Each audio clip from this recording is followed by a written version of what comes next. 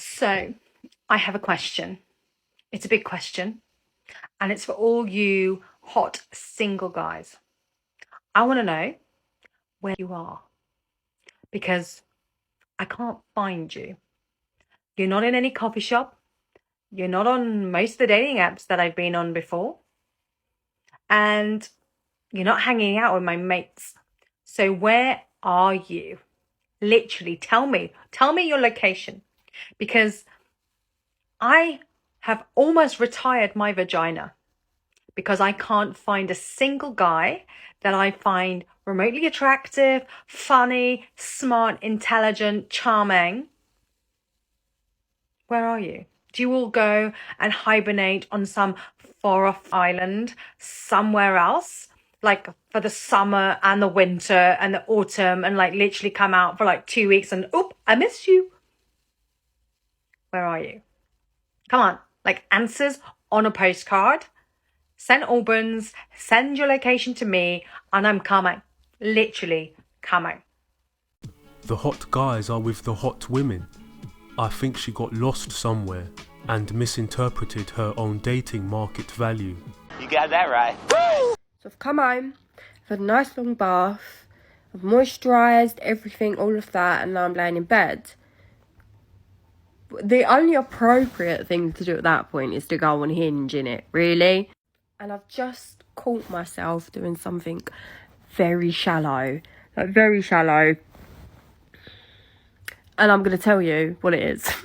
I was literally catching myself not even looking at what these men looked like.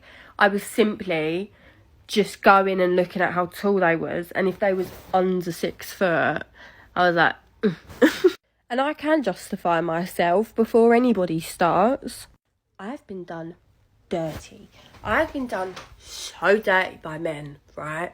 So bad. So I just think to myself, do you know what? You short kings, you've pissed all over me and broke my heart on several occasions, right? Quite frankly, if he's going to fuck me over, at least he's 6 foot. And preferably brunette. At first I thought she was going to take accountability for being so shallow about swiping right and left solely over a man's height. But I was clearly living in an alternate reality. Of course she was going to make excuses for her poor behaviour. I can't believe I almost believed otherwise. She had me going for a second there. Me too. I think when a man asks you, what do you bring to the table? I think that man is weak. I cannot imagine my dad asking my mum in those days, what do you bring to the table? Like, can you imagine? I feel right now that any man that asks a woman what you bring to the table is a very weak man, because a man in their own masculine and in their own power shouldn't need to ask that. They would know what they bring to the relationship and how they can hold the relationship. And here is the thing. This is my true belief. I feel that women naturally will bring like amazing things to the table. And, you know, as well as men. But the things that women bring most to the table are not actually the physical things. It's the energetics. You know, that energy that you take into a relationship and you start to see your man look good. He starts to do well in life. He starts to go up the career. Things start to look up for him. He starts to create better, have a better life. This is what we bring to the table. And this is what men need to realize. That women, we just bring the magic to the table. And all they have to do is to hold space for us to bring that magic more into their lives. So men, if you're watching this is what we bring to the table. Magic. Her dad would not have had children or got married if her mum did not bring anything to the table. Is she implying that her dad had children with her mum for no reason at all? She said women bring energy and magic to the table. Sounds like hocus pocus. Maybe her husband can expect a genie to grant him 3 wishes.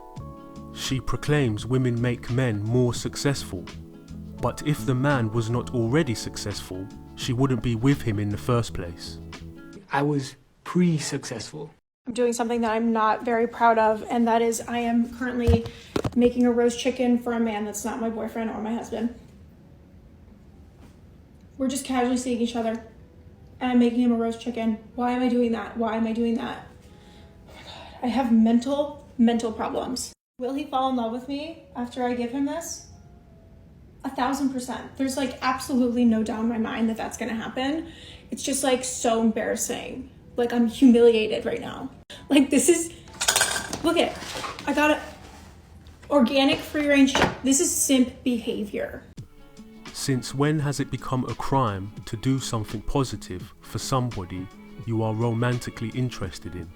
This is really sad, and it's no wonder why modern women can't get real commitment from men. So I don't want to commit to anything too soon. 17 and a half years married, 4 kids. I begged this man, please, I've never been out of the U.S. Can we please go out of the U.S.? I want to experience something new. Can we travel? Can we do something? No.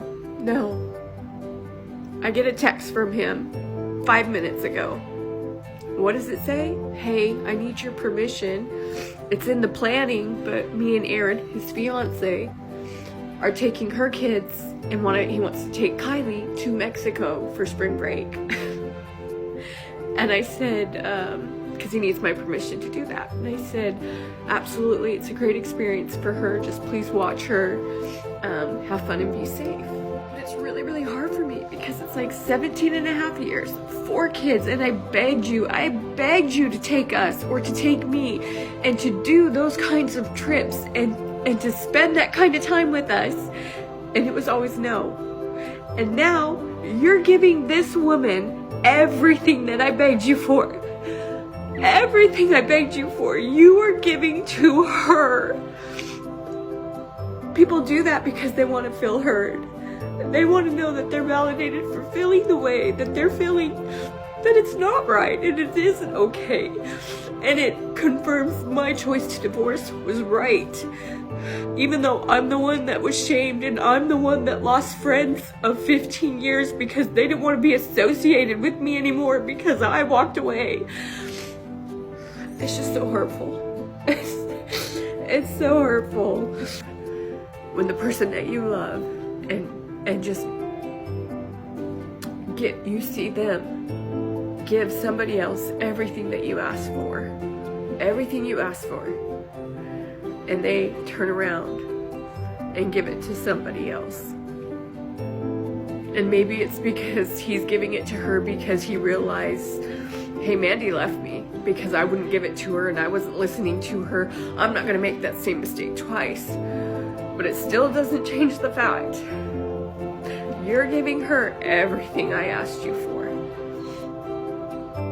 You know, talking about self-worth and loving yourself, it's hard not to, when something like this happens, to go, why is she worth doing all of this for and I'm not? And why? And I know I shouldn't think that, but you can't help but think that. And then on the other hand, you're like, and why can't I find somebody who wants to give me those things and wants to love me and let me love them too in the same? Like, I'm not just saying give that to me, but like mutual, like I want to give you everything that you want and I want you to help me get the things that I want. But it just feels so unfair, and life isn't fair. And you know, it's a hard pill to swallow, but it is what it is. Oh, well, never mind.